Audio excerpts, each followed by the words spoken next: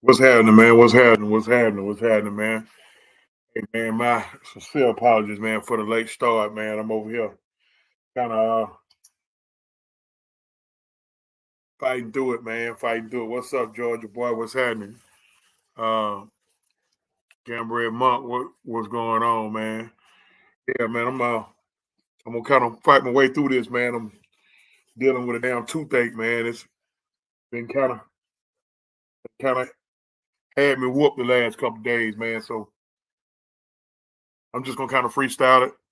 I had a show planned, but no, don't tell him to score. Don't tell him to score. Don't tell him to score. Don't. Shut up, Southside. Shut up, Southside. Shut up. Shut up. I don't want to know the score. I want to know the score. Uh, Before we go into Hawks talk, I don't know. That I don't want to know the score on. Braves crank up this Thursday, opening day in Philly. Um, Long story short about the Braves is it's a World Series of bust. World Series title or a bust. Ain't no, ain't no. Hey Pam, hey honey, what's going on? Sonya, what's going on? Um, ain't but Mucho Grande, what's up, man? With all it, with all that shit the Dodgers did in all season, um, the Dodgers literally spent $1 billion in all season, and the Braves are still picked to win it all. The the lineup is loaded. You got 90% of the lineup returning. Um, you got returning MVP Ronald Acuna. You got guys who, if it wasn't for Acuna's incredible year, could have won MVP in other years, and Matt Olson and Marcell Ozuna. Um, you got the young phenom Michael Harris the second. Um, you got Austin Riley. You got Ozzie Albies. You had a guy at shortstop in Orlando Arcia, who was just really a stopgap until um,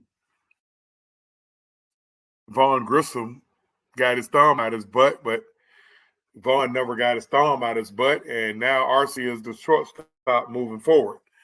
You got a two-headed monster at catcher. You got Travis d'Arnaud. You got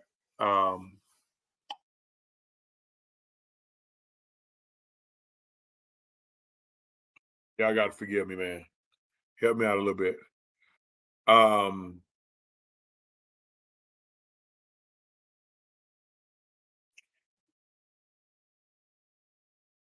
uh, yeah, uh-huh.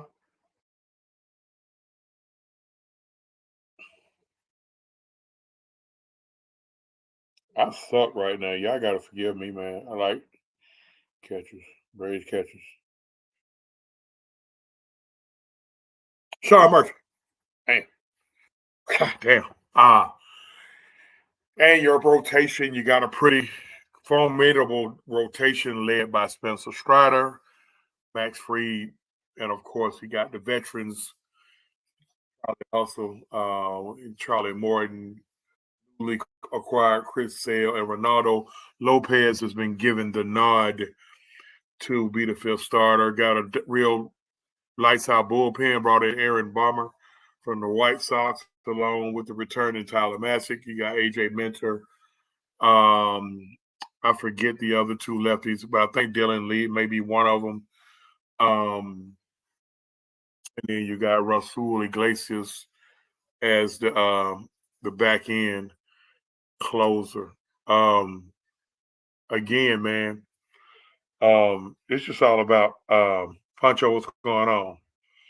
It's just all about really the Braves taking care of business and doing what they're supposed to do. Um, I'm not worried about Philly. I know a lot of people are concerned about Philly. Got to go out there and beat them. Neither year the Braves lost to the Phillies. The Phillies were the better team. Just got to go out there and beat them.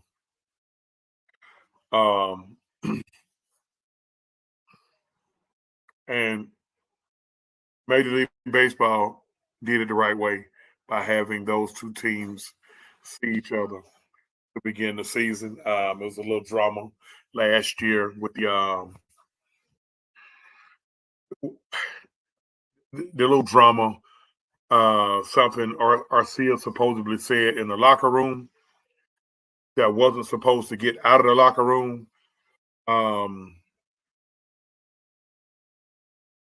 Who really gives a shit about what's said in the locker room?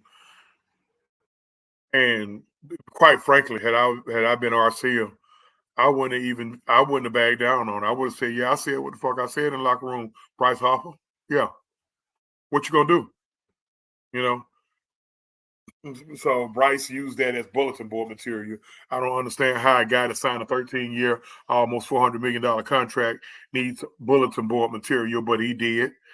Typical Bryce Harper, snobbish, arrogant, piece of shit. So, I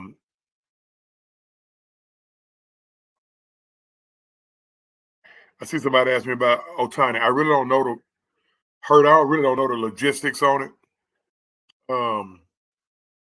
I'm hearing something about gambling. I don't know. If it's the case, he's in a world of shit, and he'll probably lose. See, I wouldn't be surprised, honestly, if the Dodgers might be behind this, because the Dodgers, for one, I thought it was crazy as hell the Dodgers gave that boy all that money, and he's supposed to be a two-way guy, but he's not going to be going two ways this year. But it's their money; they do what the fuck they want to. So we're gonna see how that plays itself out. But if it's any kind of way, what I'm hearing a little bit, he might be in trouble. But the Dodgers, even if he is in trouble, the Dodgers still loaded. So that's probably gonna be the NLCS, Dodgers and Braves. But that's what we thought the last 2 years. And Phillies had something to do about that. But nevertheless, I think the main key starting out the gate for nobody to be going to be in any type of prolonged slump.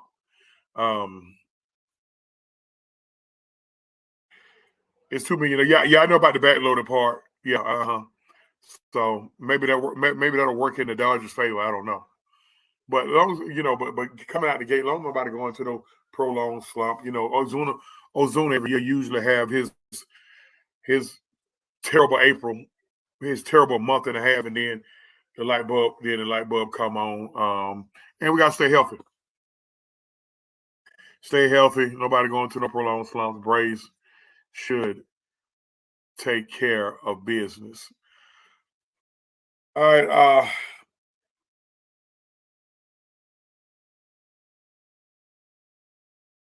I don't want to know the score in the Hawks game. It's been a major discussion, if you will, amongst Hawks fans since Trae Young has been injured.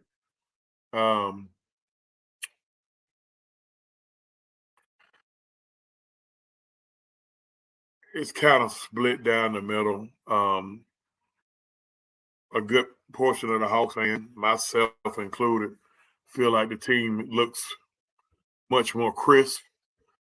Looks playing better team ball, better ball movement, and definitely playing better defense without Trae.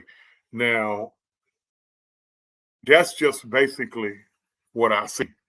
It's not about shitting on Trae.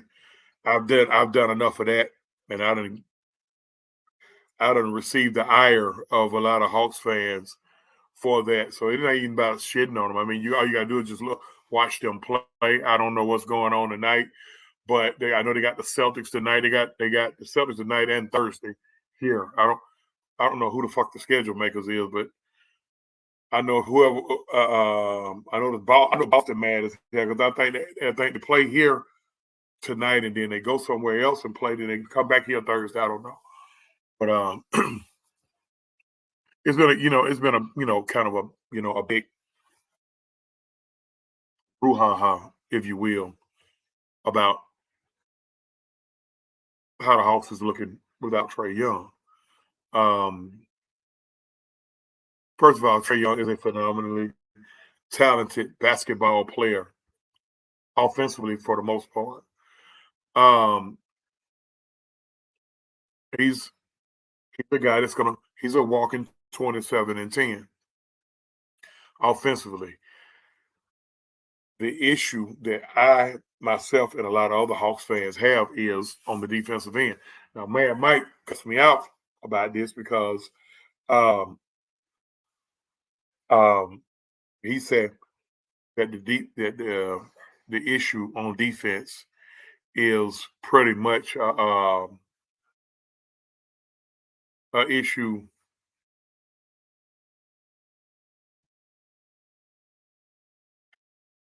league wide. But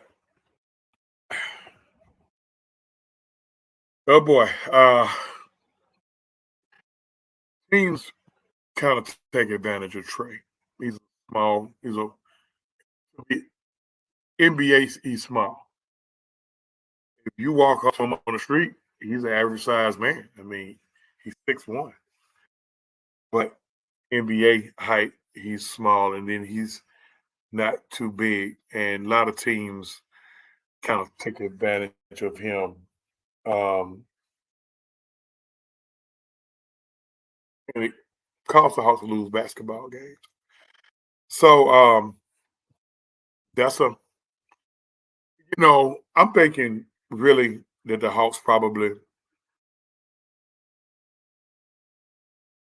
need to.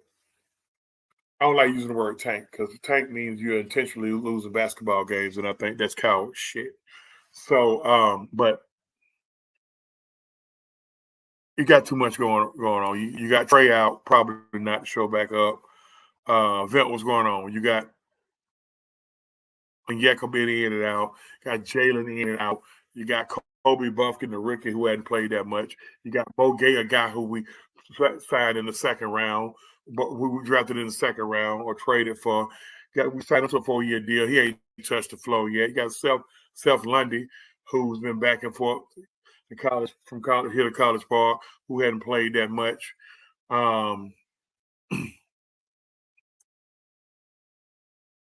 Big payout for the season. Probably have seen him play his last game in a Hawks uniform. So I think Quinn Snyder is in kind of a pickle. Um,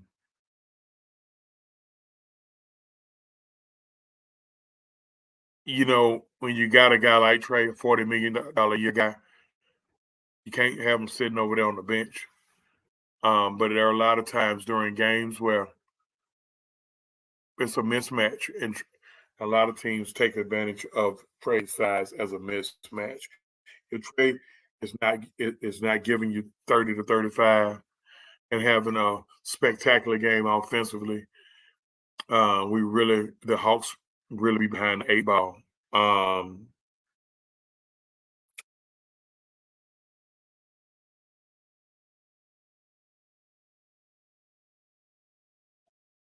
Man, I'm trying out. I don't finally got me a damn laptop and I'm playing around with it, mucho, and I don't know what the hell I'm doing. So, um, next time I come on, which will be tomorrow, really, with the realistic OGs. Hopefully, I've been and had everything together. I see 14 people in here. I need to get 14 likes and make sure you subscribe to Mad Mike Sports, Mad Mike Network TV. Um, Anybody been watching NCAA tournament? Because I haven't. I really don't. I'm kind of I'm so much of a homer. I really don't want. I could care less about anybody unless it's Georgia and Georgia Tech. I know the Georgia men has made it to the quarterfinals of the NI. They they knocked off um, top seeded Maryland. Not Maryland, Wake Forest yesterday in Winston Salem. So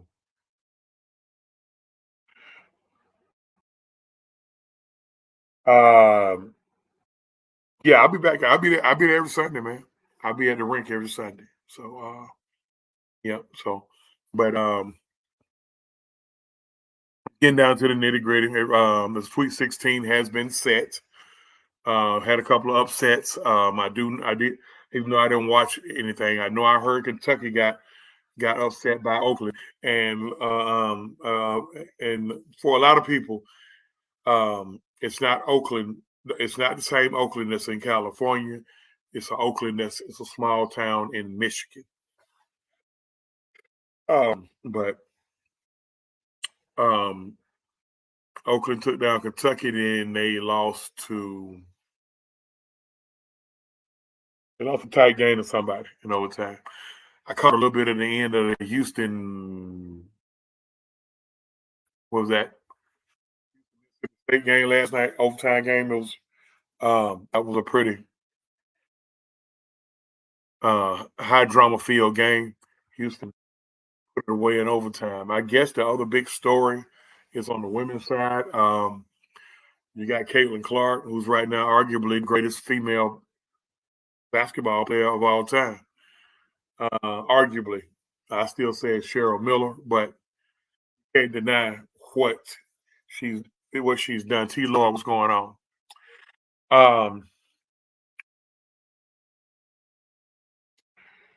I guess the real big story right now outside of her would be the third meeting between LSU and South Carolina.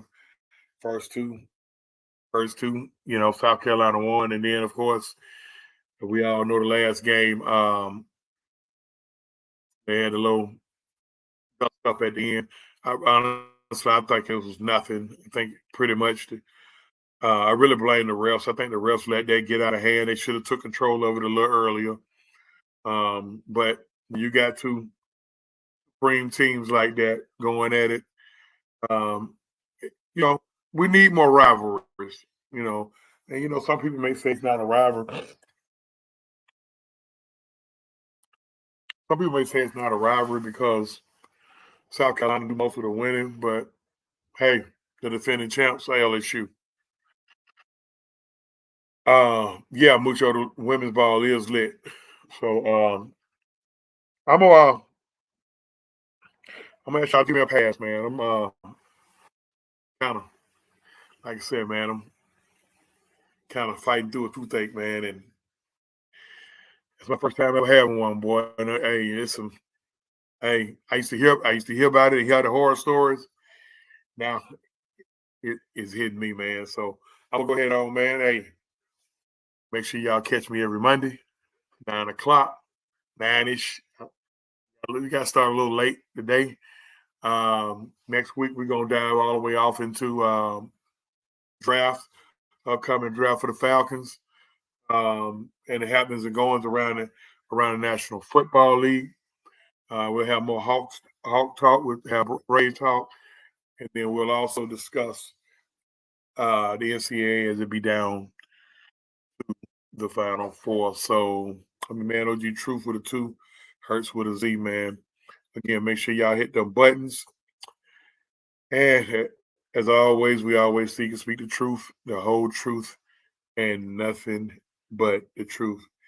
Y'all be cool, man.